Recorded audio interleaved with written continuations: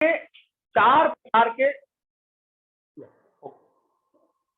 तो मैंने आपको बताया कि ये चार प्रकार के संबंध हैं।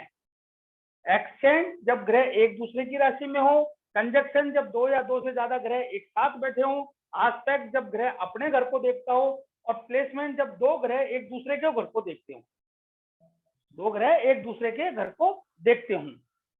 ये चार संबंध हमको हमेशा याद रखने हैं, ये चार संबंध हमेशा याद रखने। पाराशर जी ने जो है एक केंद्र त्रिकोण को भी संबंध माना है, ये मैं आपको बाद में समझाऊंगा। केंद्र त्रिकोण को भी संबंध माना है। वो कहते हैं कि किसी भी ग्रह के केंद्र में कोई ग्रह बैठा है तो उसकी वृद्धि करेगा, त्रिकोण में बैठा है तो उसकी वृद्धि करेगा। वो मैं आपको बाद में विस्तृत रूप से समझाऊंगा। वो पांचवा संबंध है, उन्होंने उसको माना है और वो सही भी है, उसका इम्पैक्ट भी बहुत अच्छा आता है, हमारा ज्योतिषीय विश्लेषण और बढ़ जाता है। Clear? Hello, clear? Hello, yes sir. तो क्लियर हो गया? तो ये संबंध मैंने आपको बताया, ये आपको इस ऑडियो को बार बार सुन के इनको बिल्कुल मन मस्तिष्क में बिठा लेना है, इनको अपने मन मस्तिष्क में बिठा लेना है। देखिए, आप मेरे साथ यात्रा में चल रहे हो, हम कम लोग हैं लेकिन बहुत बड़ी यात्रा पे हैं, हम कम लोग हैं बहुत बड़ी यात्रा पे हैं। देखिए, मैं आपको बताता हूँ कुछ बात।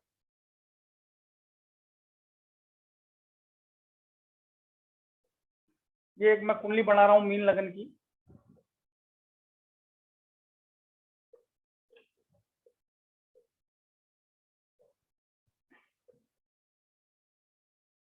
ये एक एक्सचेंज हुआ, गुरु मंगल का एक्सचेंज हुआ।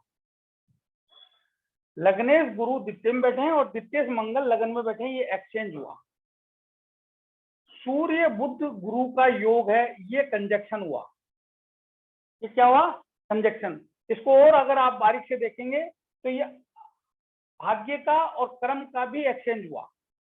ये जो एक्सचेंज है ये भाग्य और कर्म का भी एक्सचेंज हुआ, भाग्य और कर्म का भी एक्सचेंज हुआ। ये कंजक्शन हुआ। ये क्या हुआ? कंजक्शन हुआ। अब इसमें कोई भी ग्रह अपने घर को नहीं देखता, कोई भी ग्रह जो है अपने घर को नहीं देखता है, समझ रहे हो आप? और न कोई दो ग्रह एक दूसरे के घर को देखते हैं। लेकिन ये दो चीजें आपको क्लियर हो गई होगी, ये एक्सचेंज है और ये कंजक्शन है, ठीक है? बाकी मैंने आपको बताया कि मान लीजिए जो मंगल है, सॉरी गुरु वृश्चिक को देख रहे हैं, वृश्चिक राशि को, और मंगल धनु को देख रहे हैं, तो ये एस्पेक्ट गुरु को, इसको ऐसे समझो कि गुरु जब वृश्चिक राशि को देख रहे हैं तो उसकी वृद्धि करेंगे। क्यों?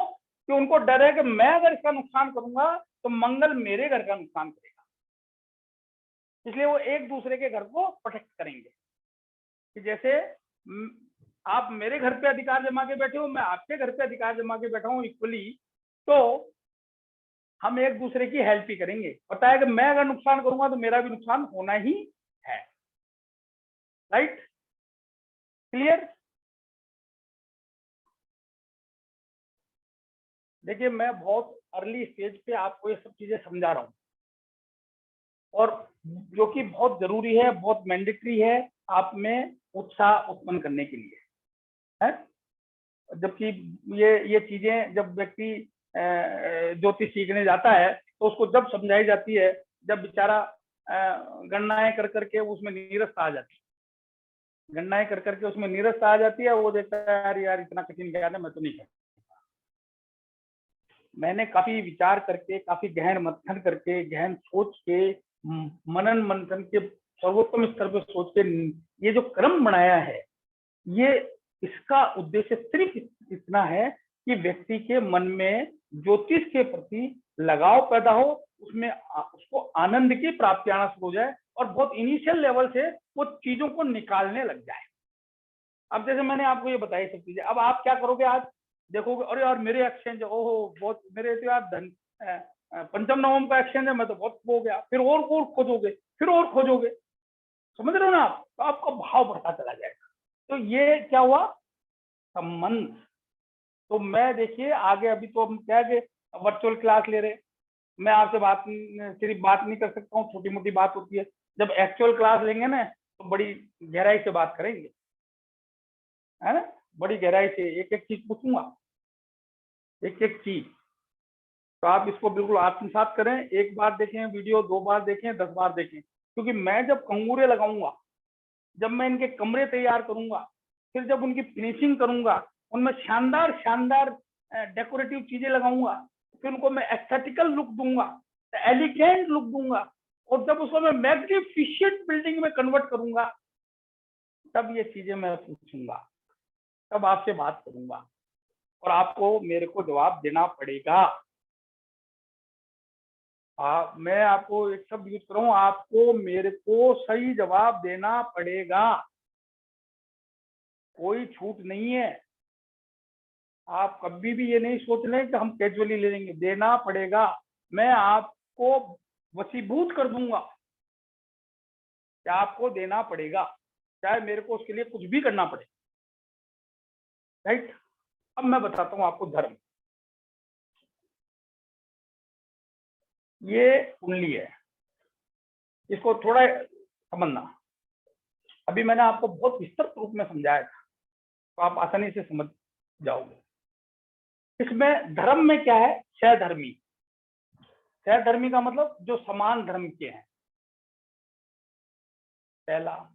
दूसरा होगा समधर्मी, जो न तो धर्मी है और न विरुद्ध है। और तीसरा होगा विरुद्ध धर्मी,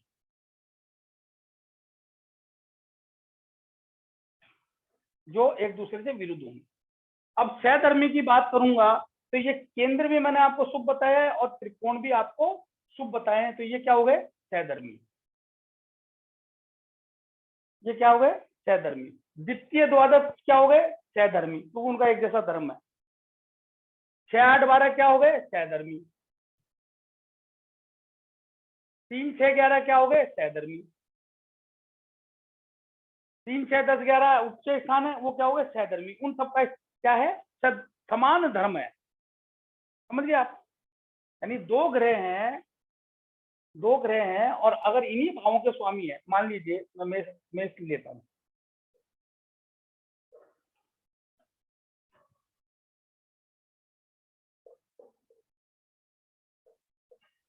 अब सूर्य और या चंद्रमा और गुरु, ये दोनों सहधर्मी है, क्योंकि चंद्रमा चतुर्थ का स्वामी है केंद्र का, और गुरु त्रिकोण का स्वामी है, तो चंद्र गुरु क्या हुए, सहधर्मी।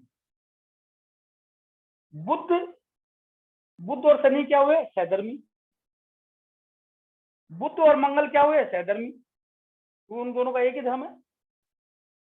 मंगल और बृहस्पति क्या हुए, सहधर्मी, सहधर्मी हुए ना, इनका सहधर्म है, एक जैसे सहधर्मी। समधर्मी, जो न तो मतलब न तो उसी धर्म के हैं और न विपरीत धर्म के हैं, जैसे तीसरा और दूसरा, तीसरा और दूसरा, ये भी पाप करता है तो ये भी मारक है। दूसरा और सातवां, ये समधर्मी है, दोनों मारक हैं, समधर्मी। आठवां और 12वां ये समधर्मी है, छठा और आठवां ये समधर्मी है, समान, ठीक है। अब आते हैं विरुद्ध धर्मी। विरुद्ध धर्मी, अष्टमेश और नवमेश, ये शुभ है, ये पापी है।